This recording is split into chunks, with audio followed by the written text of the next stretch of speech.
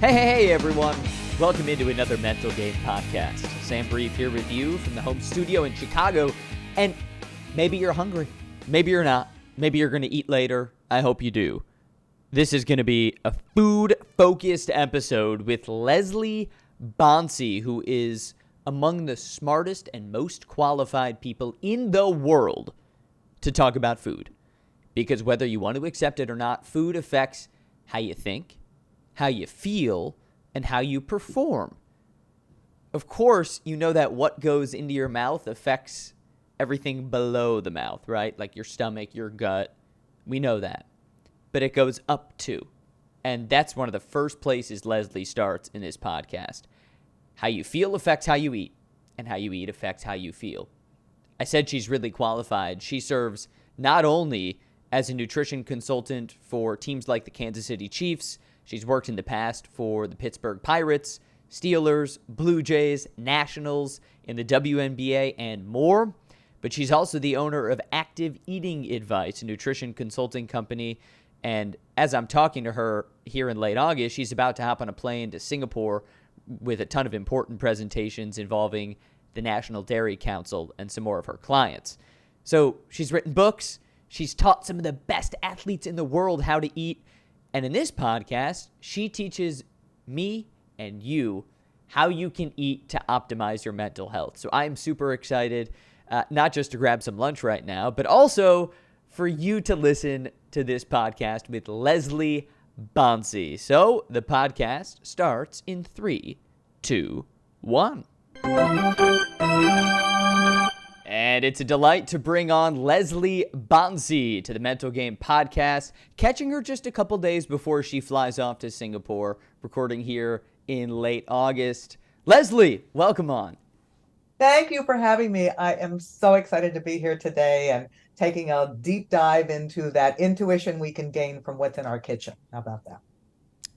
I would love to dive deep, and you sound ready to roll, so I'm going to get the deep dive going. Let's plunge in here. And, you know, we're here on the Mental Game. I'm super fascinated by how everything impacts the mind, how you train, how you eat. So on that second note, if you could encapsulate it, how does what we eat impact how we think? A lot of people think that eating is a neck down phenomenon. You eat and it starts its journey southwards. But the reality is that what we eat also goes neck up, because brains have to be fueled 24 hours a day. So if you're not eating, your brain is not fueled, which means A, you're not necessarily thinking as clearly as you should. B, it has a significant impact on mood, and not necessarily in the happy camper way, is we usually tend to feel more irritable, more frustrated, less able to do what it is that we want to do. And that is not just when we think about how much we eat over the day, it's how we eat over the day. Are we going long periods of time without eating? And if we're doing that, the impact also on physical performance, which then has a negative impact on our mental performance. I've trained, I can't do what I want to do. Well, what are we not doing here? What's happening with the hand-to-mouth activity that might be getting in the way? So with that hand-to-mouth activity, is it looking at athletes? Let's start with that subset, you know, the top 1% of athletes in the world. And you've worked with some of the best with Kansas City Chiefs and some other places. Are you finding that the biggest issue is they are eating the wrong things, they are eating too much, they are not eating enough? What is the most common diagnosis from you? I think a lot of time when people think about nutrition, eating, is they just focus on the what they're eating. And granted, that's important. But for people that are physically active, it's the timing. It's the when are you eating. So I talk a lot about this need to parenthesize. As an athlete, your body's always in a state of prepare to do what you're going to do physically and repair from what you did so you can do it again. That's a timing thing. So if we just think about a food or a macro or whatever, that doesn't cover the timing. And that's going to have a deleterious effect, not only on performance, but also on physical health and well-being and body composition and all those types of things. So that's absolutely number one. Number two is that athletes, like everybody else, are not immune from the nonsense, the sinfluencers, the craziness that's out there right now that really tends to be all about food, blame, and shame. don't eat this and don't do this, or you should not have animal protein, or you should just be plant focused. And when we get into those little silos, that's a problem as well, because those silos may not necessarily translate to helping that individual maintain their performance level, optimize their body composition, or whatever else it is they're trying to accomplish. So it's a lot of troubleshooting each and every day is what I end up doing. Well, and looking at it from the mental health perspective, you mentioned the eat this, not that culture we have, and it is so all or nothing, and it's stressful to me. And I'm someone who runs recreationally and broadcasts sports. So I can't imagine if I had millions of dollars on the line and all the mental stress that comes from that. And on top of it, you have all these fads and diets and all carbs or no carbs and all fat, no fat, vegan or all animal protein. I mean, it's like totally crazy. Is there any fad that's even good? No, and because it's called a fad, it's really for a short period of time. It's very trendy. It's not necessarily sustainable. Well, as an athlete, it's really important to establish habit and routine that you can attain, maintain, and sustain over a long period of time. So there isn't a place for fad diets. As an example of that, Sam, is, I have players that sometimes they wait a little too long, my frequent offenders, to do what they're supposed to be doing body-wise. And so, okay, now I'll cut the carbs out, and it's training camp. And why can't I get through the first day of conditioning?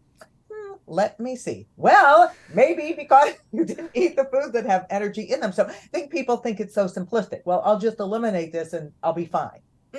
If you take something out, you need to replace it with something else. It's not just a matter of cut, cut, cut. And a little more serious example of that, and we see that in runners, we see that in a lot of athletes, is kind of this low energy availability, or the example of restricted eating and what that does. So how low you can go is a big no, because every single thing about it is negative from a physical standpoint, from a mental standpoint. You're more irritable. You can't think well. You get frustrated. It disrupts your sleep. It's, mood is not good. All of those things get in the way of helping somebody to optimize. And you're striking there at something that probably hits more of my listeners and more of the world than just that top 1% I talked about, which would the Kansas City Chiefs fall into that bucket. But recreational runners or just athletes on their own time might fall into that second bucket, which is the training. They just want to work out and stay healthy, and they fall into the mindset of, I need to eat less, I need to restrict, I need to count my calories, and next thing you know, you're at a huge deficit, and the mind is suffering. What have you seen in terms of how people's brains and the way they think are affected by these calorie-cutting diets? Oh, there's no doubt about it, especially when somebody goes too low in terms of carbohydrate, because that is not only the primary fuel for the body, it's the primary fuel for the brain. So people saying they feel foggy, not able to focus, reaction time not where it needs to be, the impact of what it is that we eat on neurochemicals, so on serotonin production, on dopamine production, on all those types of things. Our body doesn't operate in a void. It's not totally different behavior from the neck up. So again, those consequences primarily related to restriction typically have a very, very detrimental effect on cognition and mental health in general. And, the idea here is brain and gut working together, not duking it out. That's what we're trying to accomplish. In terms of brain and gut working together, there's not just the after effect of what you're eating and how it affects you, but then there's also the before, right? My brain, let's say I'm a NFL quarterback. My brain might tell me, I want Taco Bell. It's 2 a.m. and I'm in New York City and I need some bean enchiladas, whatever product they have now. So that's something people tend to try to resist. What have you studied and learned in terms of that connection?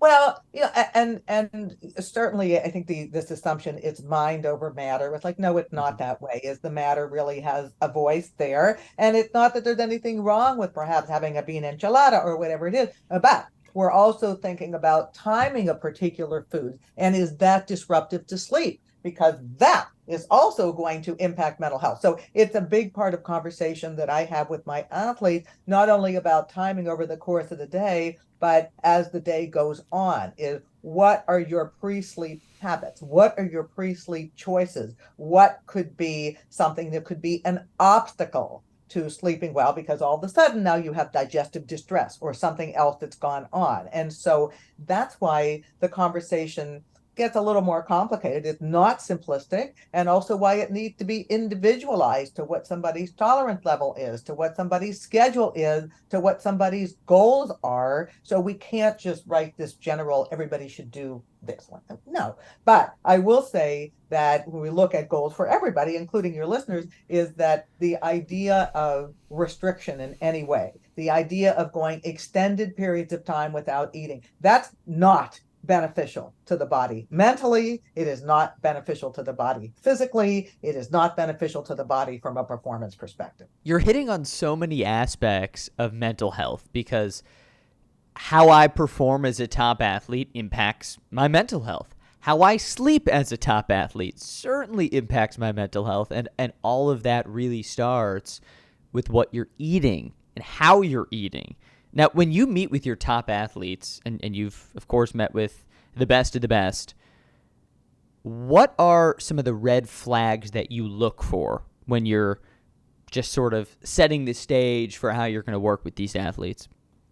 And and I think most important, and my philosophy across the board is I always need to listen before respond. This is not about judging. It's not about confession on an athlete's part. It's about, we're doing discovery. We were trying to find out so that I can help them, work with them to create food guidance, more than even meal plan, food guidance. And guidance means what, how much, and when.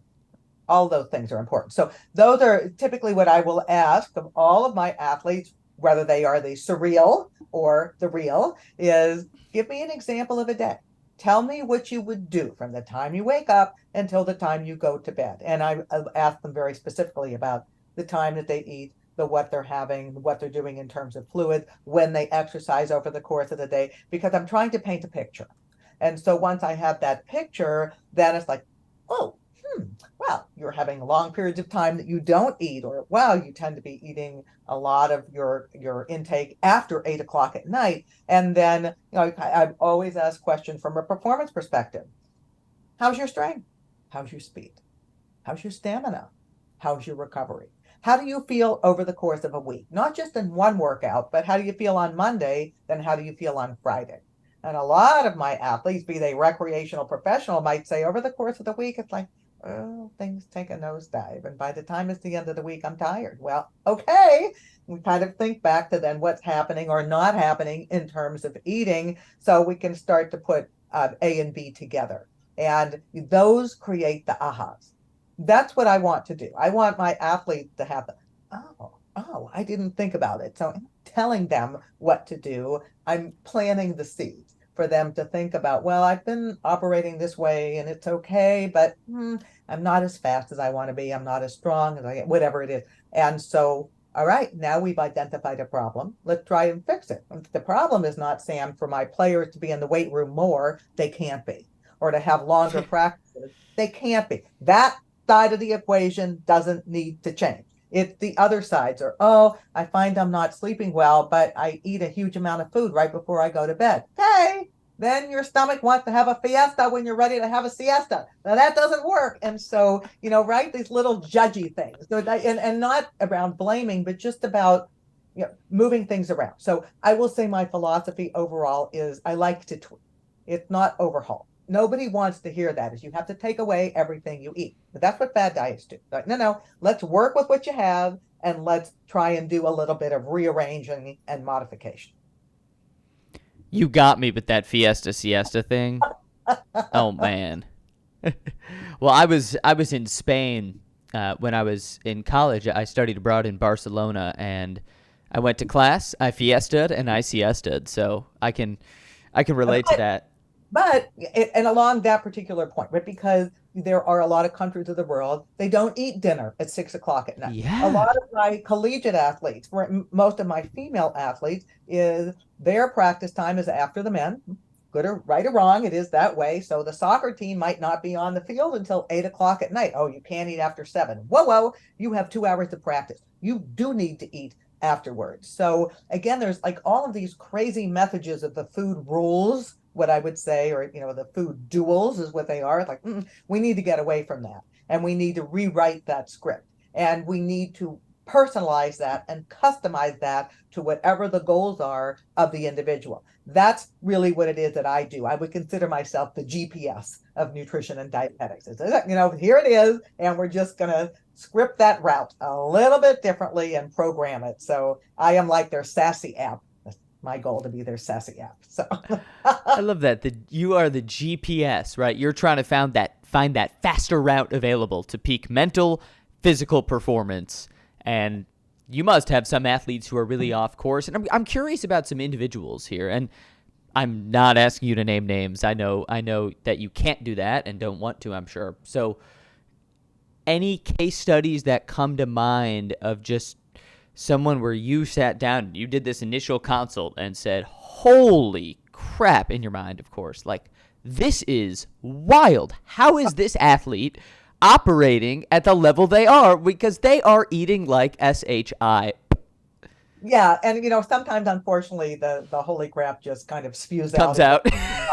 Sure. Over myself. But a lot of times, and I always look at the 4 Ps of performance nutrition. So physiology is one of them, and certainly for athletes that might have underlying health issues, this is a very big concern for them that they get that in check. That's number 1 priority. Physique is the second one. So what does one body look like? Performance is the third, and practicality is the fourth. So oftentimes, and especially because of what athletes see out there, what they read, what they hear, is all about physique. Oh, I have to look a certain way. Oh, I have to have a 6-pack or whatever. And so that takes precedence over performance. And so then they hear and they try these things as well. Let's go keto, or let's do this, or let's go keto and IF, and let's cut out the gluten, and let's cut out the dairy, and let's just basically have air. And then, why am I so tired? Why am I collapsing during a workout? Why can I not achieve what I want to achieve? I've heard it more than once. And, as much as I try and restrain myself from slapping them and saying, what were you thinking? Because that's abuse. You can't do that. But, to really say, okay, so what didn't work about that? Tell me what those problems were. And then it usually spews out, I felt more tired, or I felt really restricted, couldn't go out to eat, and da. So it's a self-fulfilling prophecy, but it's repeated many times. Recently, having had a couple of athletes that want to be plant-based, I don't have a problem with that at all. Obviously, we all need to eat plants, but it's not just the question of what you're taking off the plate. It's okay, I've eliminated animal source foods from my plate. I haven't necessarily replaced that with optimal amounts of plant source. Oh, I'm weaker. I'm tiring earlier on.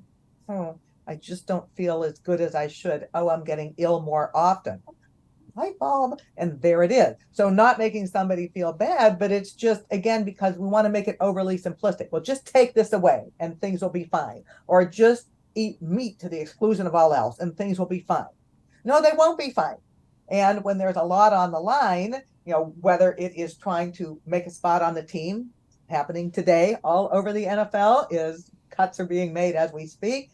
This is a huge deal, let alone preventing injury. And that's the other part of this, Sam, is a lot of times when we've got athletes, any sport, getting overly restrictive with what they do, your risk of injury goes up. Then you don't really have to worry about a 6-pack when you're sitting on the sideline because you're injured. So that's the practicality part of it, but it's also the common sense part of it, and it's the education. It's all of that. My goal is to be nurturing for them. My goal, in football in particular, it's all about collision nutrition. That's what this is. It's a contact sport. Food is supposed to be comfortable, not uncomfortable. So all the stuff that's out there of all of these crazy food rules and duels and this, that, and the other, that's discomfort. That makes people feel bad. That's guilt producing. Needs to be gone, because that does not help mental health or physical health at all. I love how you think about how you're presenting it. You don't want to produce guilt. Almost everything I read online is guilt producing. Don't eat this. Follow this diet. This food is bad. This will make you fat. It's guilt producing, and it creates a toxic culture, right? And people feed into that, and people can get anxiety, depression, all sorts of things mentally because of that. So your job is not just to advise, but also to be empathetic, right? First and foremost, it has to be that way, and to not judge, and to realize every one of us, what do we bring to our plates? We bring our food preference. We bring our food availability. We bring the budget aspect to what we do. We bring our culture. Those aren't tangible things, but those are all like the things that are our guests at the table with us. And we need to embrace that, and we need to respect that. And my goal is I need to be inclusive of those thoughts when I am helping somebody with food guidance. I can't ignore that because, first of all, it wouldn't be effective. And secondly, why? Yeah, I don't know what other people like to eat. It doesn't matter. Sometimes I play, well, what do you eat? I said, oh, no, we're not having that conversation. The conversation is about how can I help you to get the most from your plate? Getting the most out of your plate. That's looking at it a little differently, because sometimes people see food as a villain, but food is supposed to help you, right? It's supposed to fuel you. So I love your perspective on that. I always, when I talk to my athletes, it's about your fuel kit instead of a toolkit. So, okay, you can't do that with one food alone. We know that carbohydrate containing foods, be that rice, pasta, bread, cereal, bagels, etc. That's the fuel source, the brain. That's the fuel source for longer term activity and for intense activity. That's what it is. At least 50% of the fuel source is there, and 100% for intense activity. Fat is an essential as well for longer term activities. So I won't eat anything with fat. No, that does not optimize performance over the long term. And that's what adds the flavor to food, right? So if you think about something like a rice cake in a styrofoam cup, it's the same item. One is squished and one looks like a cup. But that's not enjoyable. It's enjoyable when you put peanut butter on it, and there's the fat. And then protein, not as a fuel substrate to be used during activity. The body really doesn't want to do that, but it has other functions, and certainly for muscle retention, muscle preservation, muscle gain, if that is the goal, to support a healthy immune system. That is one of the components of protein, because protein is a component of antibodies. So and for bone health. So there's lots of things that it does. So it's not, oh, I'll just do protein. No, it's all of those things together. And that incorporation of produce. You say, oh, yeah, you'll say fruits and vegetables are good because you're a dietitian. Yeah, I would say that, but that's not what I'm saying. What I'm saying is those are primary sources of hydration. That's the fiber. That's the fill up, not out. So when I am working with individuals that are trying to optimize their lean mass and lose some body fat, I want them eating things that take up more real estate in the gut without having such a high calorie cost. So, it's all those things as part of every eating occasion. So, we're not just doing protein or just doing carbs or just doing avocado. How can we put that together? Oh, maybe it would be a fajita with some avocado on it. Yep, that would work. And it's also then something flavorful. Or maybe that's a stir fry with some nuts in it. Or maybe that's a pasta with pesto and adding some chicken to that. So now we kind of have the representations of different ways of combining these foods and being appreciative and embracing of culture as well as food preferences, what people like. I spent a lot of time working in baseball. And in minor league baseball in particular, a lot of players that are coming from the Dominican Republic, they don't eat tuna noodle casserole. They never would, because they don't, or even peanut butter for that matter. So no, it's not about them needing to acclimate. It's about us appreciating and engaging and finding ways to make food something that's nurturing and familiar and enjoyable. Another goal. You mentioned baseball, Leslie, and I've worked in baseball now professionally for almost a decade, and I've seen a lot of things with nutrition. I mean, being on a bus with a minor league baseball team, the budget is low. The players are not made of millions. They are eating Burger King at 3 a.m. They are, barely eating before and after games. Peanut butter and jelly sometimes is the only option, and McDonald's sometimes is the only option. Now, that's a lifestyle thing and also a budgetary thing. So what would you say to someone who says, well, I can't afford to eat anything but fast food and really simple, cheap staples? Well, and I will say that the exponential growth of dollar stores in many, many ways is they really are a great place to find lots of very affordable food items. So, for instance, things like pouches of tuna and packages of rice and even pasta. We could do pasta with a spaghetti sauce and tuna, and there we have protein and carbohydrate and produce for a very, very low cost. So those types of items, there's so many things that are available. And again, kind of getting away from it has to be fresh.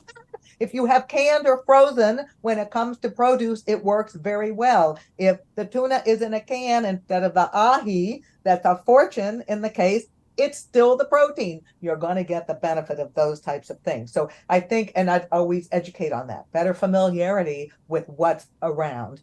Secondly, sometimes the reliance on it has to be a supplement. Oh, I have to use this particular protein shake or this, that. Those are very expensive items.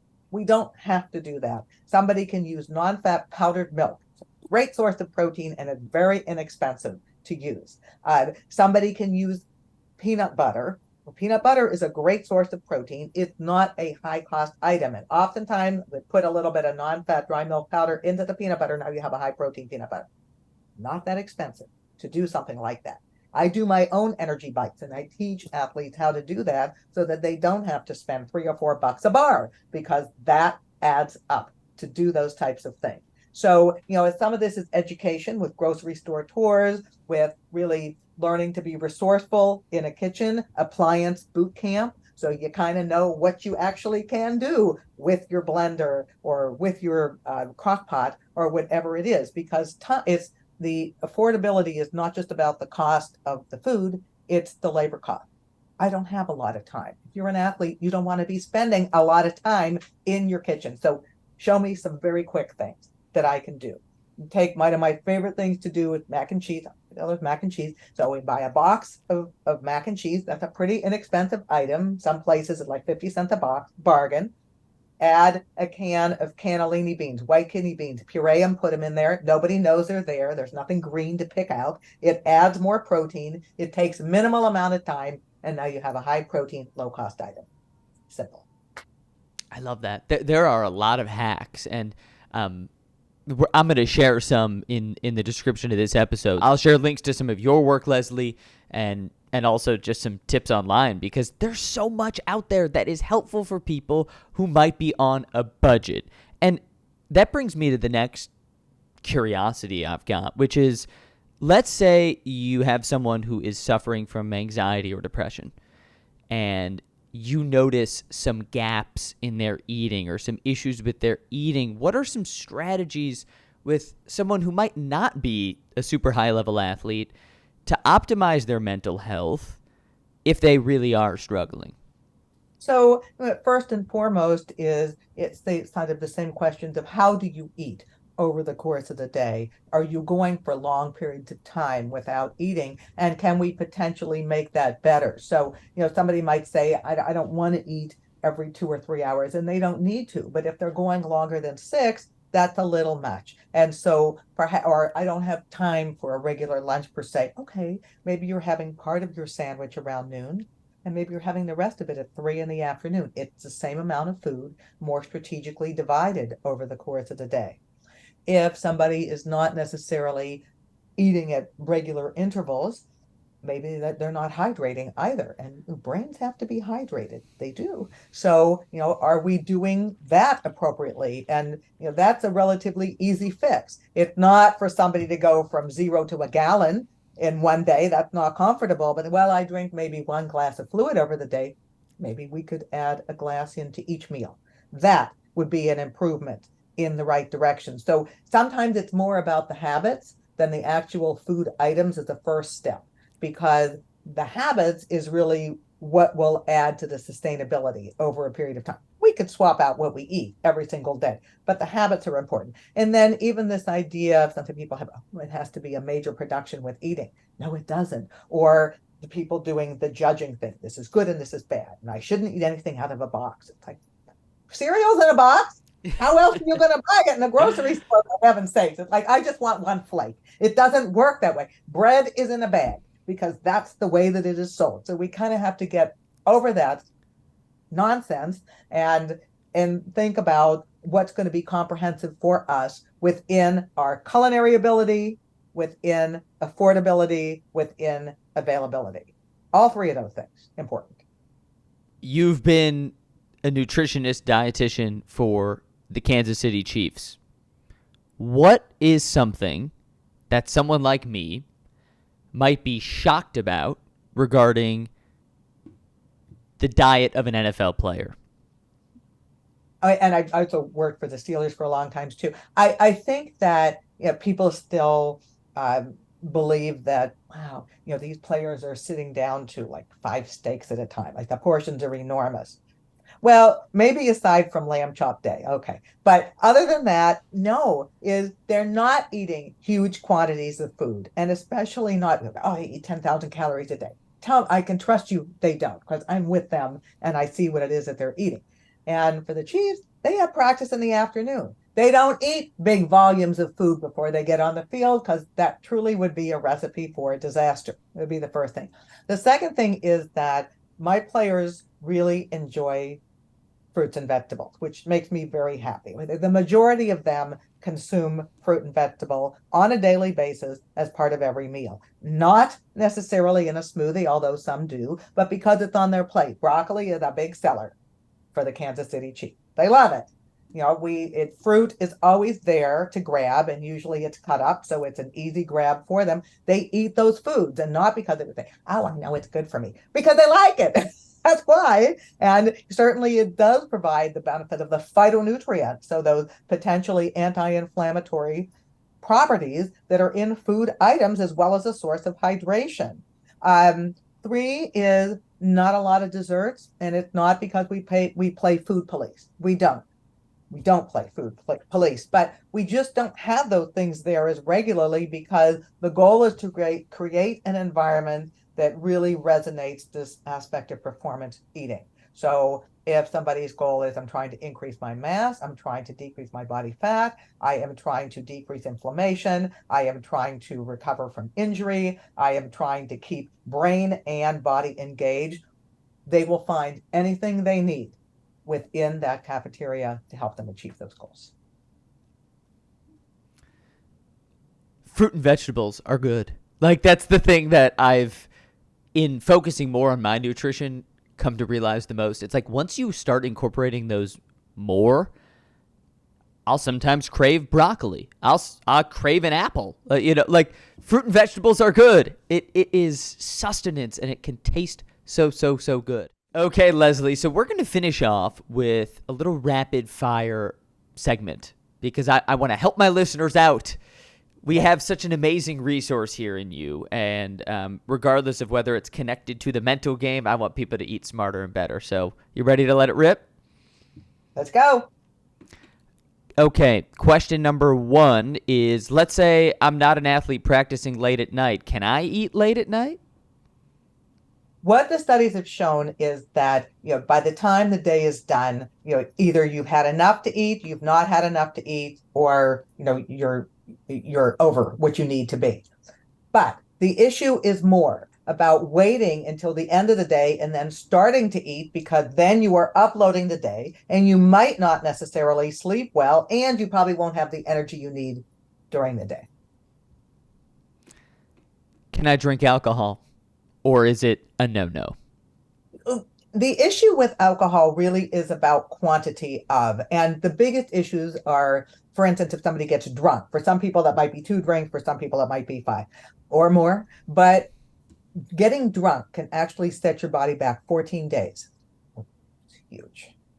Getting drunk has an impact on your reaction time, has an impact on your recovery time, has an impact on your ability to heal. And then the other thing I would say is, how do people define a drink, right? So a drink is considered a shot glass a 5-ounce pour of wine, which is not a bottle, a 12-ounce beer, which is not a 24-ounce mug of something. And that the canned alcoholic beverages right now, they actually have almost double the amount of alcohol by volume as do some of those other ones. So let's think our drink and be very careful with that. Yeah, be smart, people. Be smart. Hey, I'm sipping it as we talk, but how about coffee? Caffeine? Is that all right?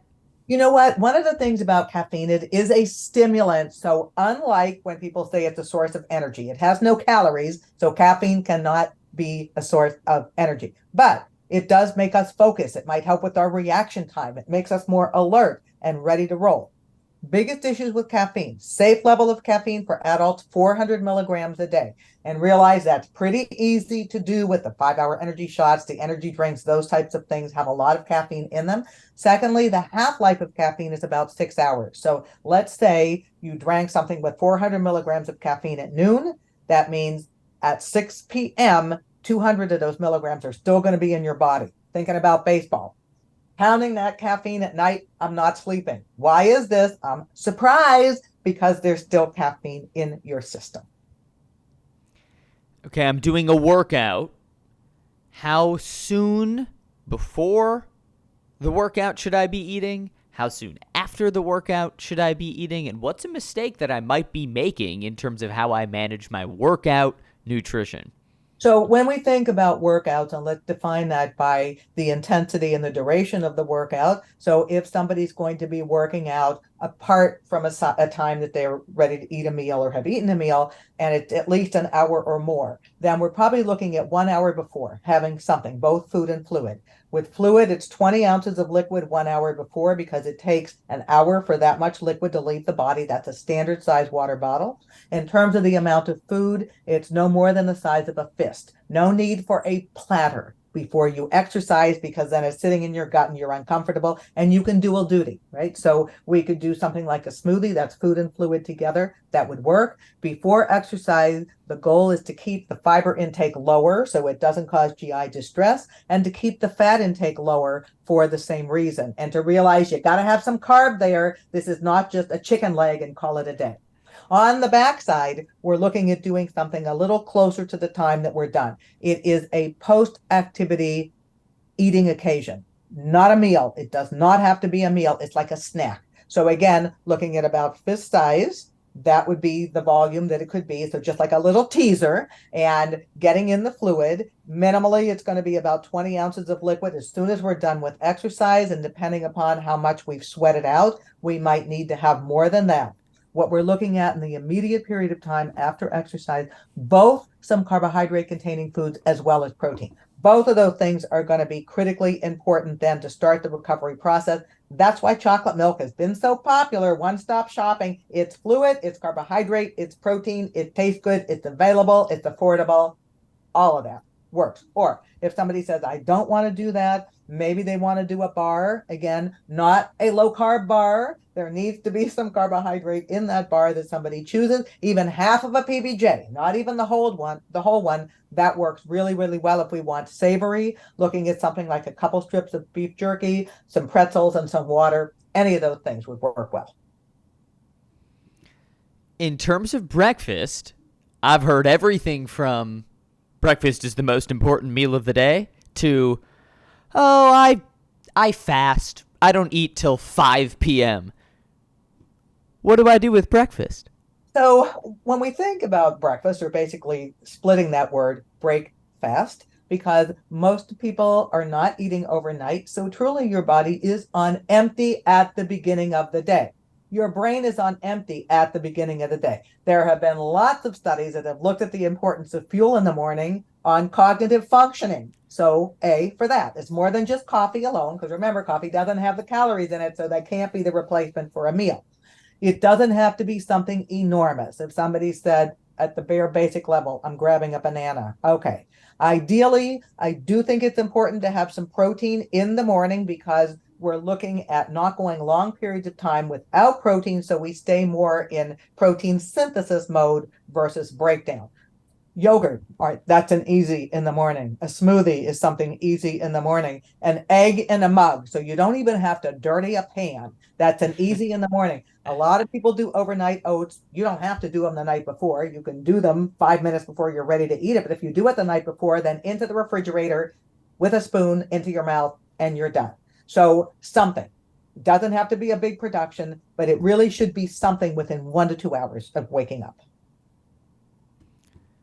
What is something that I might be eating a lot, or a lot of my friends and family might be eating a lot, that I should probably stop? Yeah, I to me, and I don't like to target particular foods, but I will say that a lot of the things out there that are marketed under the keto umbrella, I would say, no. Is first of all, some of them are very high in saturated fat, and there's been enough research at this point to show that it's not really wonderful for your heart to have such a high intake of those types of foods. Secondly, is a lot of the foods that are more keto focused tend to have sweeteners in them that are not sugar. So it's going to be some type of a sugar alcohol. And for a lot of people, that can cause GI distress. All right. That's not necessarily comfortable. So why would we do that? And third is those foods tend to be fiber devoid. Oh, but I eat keto and I don't take fiber, but I take probiotics. It doesn't work that way. Your body needs to have the carbohydrate as the substrate for the probiotics to work on. So again, it's kind of, I think overall is when you get too exclusive with your eating, that's when the problems come in, because you're missing out on some things that are absolutely vital. And the little internal clipboard in the body is not real happy, saying, what are we doing here? Let's figure out a way to amplify the nutrients. I want to keep my clipboard very, very happy. There's no doubt about that. Exactly. Clipboard has got to be thrilled for me. Yeah. So, Leslie, I want to finish off with sort of the opposite of what I just asked you, which is what's something that I probably am not eating, or my family and friends are probably not eating, or might not even know about, that we should probably try? I would, there's a couple of them. I would say definitely making sure that we optimize our intake of omega-3 in some way, shape, or form. Now, not everybody eats fatty fish every day because they don't like it. They can't find it, how to cook it, all those types of things. So we find the omega-3s in fatty fish. That's the primary way of finding them. Also in a fish oil capsule if somebody's not going to eat fish on a regular basis. There are some plant forms of the omega-3, although it's not quite the same as having it in an animal source, but plant-based form, walnuts, flaxseed, chia, those types of things. So definitely that should be on the eating agenda every day, something in that regard. Second thing that I think should be on the list every day, and I alluded to it, but I'll say it again, is getting enough fiber. That is truly a shortfall nutrient in the American diet, which is not just taking an over-the-counter fiber supplement. It's eating foods that have fiber in them. There are high fiber cereals available. This is what fruits and vegetables do. They have fiber in them. This is what beans do. They have fiber in them, and it is vitally important, not only for our gut health and functioning and transit time, but because that provides the basis for the probiotics or the good bacteria to flourish in our gut. It's not either or. We need to have them, and fiber is the prebiotic. So basically that food for those probiotics. Leslie, I cannot thank you enough. That was 10 minutes of gold in that rapid fire. So I would hope, my listeners driving around, walking around, sitting and listening, whatever they're doing, they could totally take at least 5 to 10 notes on this podcast and eat healthier, think smarter, and feel better, because that's just the goal for everyone. So Leslie, thank you so much for coming on, and thank you for being so energetic and insightful and awesome. Oh, you are certainly welcome. Thank you for having me. Of course, I'm going to go make some lunch, and it's going to be a good one. Love it. Oh, what a great chat with Leslie Bonci here on The Mental Game. I learned a ton from her, and full disclosure, we stayed on the Zoom for a few minutes after, and I was just peppering her with some more questions about my own eating habits and just, hey, I'm doing this, XYZ. How might that affect me? And it really is fascinating to hear how much of it affects your mental health, Because, of course, we know that for an NFL athlete, and we know she works for teams like the Chiefs, how you eat affects how you perform. And, of course, your performance is going to affect everything in your life, from your mental health to your bank account in terms of contract dollars. But what about for us? I'm not on the Kansas City Chiefs. I'm just a dude. Well, still, how I eat is going to affect how I feel. Because if I eat something that gives me an upset stomach, I feel like crap mentally. I know that. If I don't sleep well, I'm going to feel like crap mentally. So I want how I eat to support my mental health, not hinder it. So Dr. Bonci with some great tips for all of us on how to optimize. So I hope you enjoyed this food-focused episode. Maybe it made you hungry. If so, maybe go cook something up. Try to avoid all those bad things she talked about. I'm not going to go to Taco Bell right now. This has been the Mental Game Podcast. I'm running a half marathon, the Chicago Half Marathon, in just a few weeks. I've got the link to support Lasers Ladybug Society down there in the description of this episode. And I really hope you click and support, because I'm trying to raise $2,000 for this wonderful charity.